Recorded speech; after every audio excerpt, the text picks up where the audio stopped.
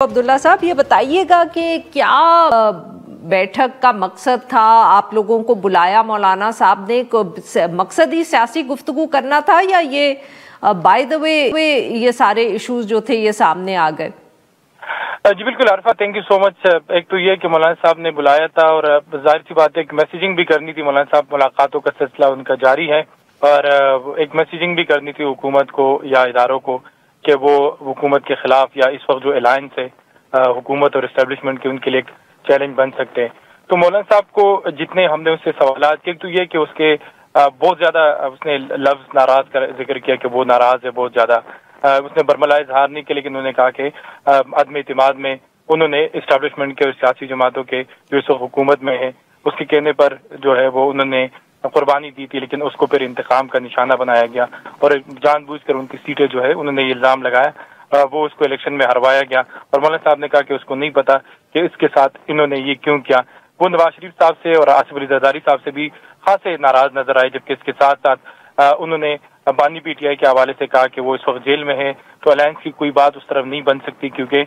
मुख्तलिफ लीडर जो है वो मुख्तलिफ बात कर रहे हैं। जब उन्होंने ये बात की कि वो ईद के बाद उनके जो शूरा का इजलास होगा, उस वक्त उनकी मेंबरशिप भी जारी है, वो ये ऐलान करेंगे कि वो फैसला करेंगे कि हमें इस हुकूमत के खिलाफ एक तहरीक चलानी है या नहीं, तो उसके बाद ही फैसला होगा। लेकिन साथ साथ क्योंकि इस वक्त दाइश और दीगर जो एलिमेंट्स है खैबर पख्तूनख्वा और बलूचिस्तान में, वो ये दावा करते हैं कि मौलाना फजल रहमान के जो मसाइल है या उनके जो कारकुनान या रहनुमा है उनको वो टारगेट कर रहे हैं। तो मौलाना साहब जो है उसमें एक खौफ भी है और उन्होंने इसका बरमला इज़हार किया। अच्छा अब्दुल्ला साहब, ये बताइएगा कि जो हुकूमत पे बहुत तनकीद एक तरफ की नवाज शरीफ साहब पर इतनी नहीं थी, हुकूमत पे शहबाज शरीफ साहब पे तनकीद हुई, आसिफ अली जरदारी साहब पे भी उन्होंने तनकीद की। इमरान खान साहब के हवाले से कोई जो एक फुकदान है ट्रस्ट का, उस पे कोई गुफ्तगू हुई आपकी? जी बिल्कुल। एक तो ये कि जरदारी साहब पे उन्होंने बहुत सख्त तनकीद की और उसकी उन्होंने कहा कि शहबाज शरीफ साहब उनके पास कोई इख्तियार नहीं है, जबकि बानी पीटीआई और इस वक्त उनके दोनों जमातों के दरमियान जो राब्ते हैं उनका सिलसिला भी जारी है। तो हमने उनसे बात की तो उन्होंने कहा कि उन्होंने बानी पीटीआई के बारे में माजी में जो कहा तो एक सियासत थी, वो सियासत में होता रहता है, लेकिन मौजूदा वक्त में उन्होंने कहा कि इस वक्त वो जेल में है और मुख्तलिफ लोग जो है वो मुख्तलिफ बातें और मुख्तलिफ दावे करते हैं, तो हमारा उनसे कोई डायरेक्ट राब्ता नहीं है। तो जब तक कोई इस तरह का काबिल इत्मीनान राब्ता नहीं होता तो हम आगे नहीं बढ़ सकते। जबकि उन्होंने ये भी कहा कि उनके खिलाफ बयानबाजी होती है और बयानबाजी तो यानी कि आपको नहीं लगा उनकी बातों से कि कोई जो फासले हैं वो पीटीआई के साथ कोई कम हो रहे हो जेयूआईफे के? जी बिल्कुल।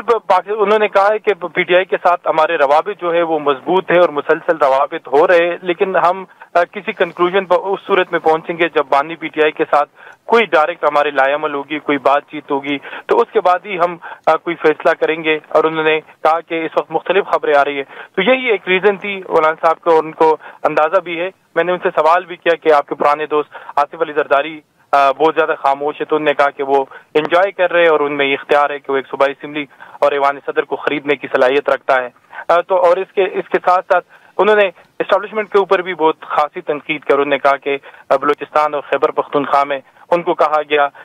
जो थ्रेट अलर्ट जारी हुआ कि आप सियासत और मजहब में बेजा मुदाखलत करते हैं और ये जो फितना वल खवारिज है उनको इतराजात है। तो उन्होंने कहा कि मेरी सियासत या मेरे मजहब में मुदाखलत से फितना वल खवारिज को क्या तकलीफ है, मुझे पता है कि मुझे कौन आवाम से दूर करने की कोशिश कर रहा है। तो ये वो तमाम सवालात थे जिस पर मौलाना साहब ने कहा कि हमें इसके साथ साथ जो आरफा बेहतरीन जो उन्होंने अहम फैसला किया, जो रिमार्क्स दिए, उन्होंने कहा कि अफगानिस्तान जब वो गए उन्होंने इस्टेब्लिशमेंट और इसके साथ साथ दफ्तर खारजा को इत्मीनान में लिया, उनको ब्रीफिंग दी गई और जो अफगान हुकूमत है उनको उन्होंने एक एक पॉइंट पर राजी किया। लेकिन जब वापस आया तो उन्होंने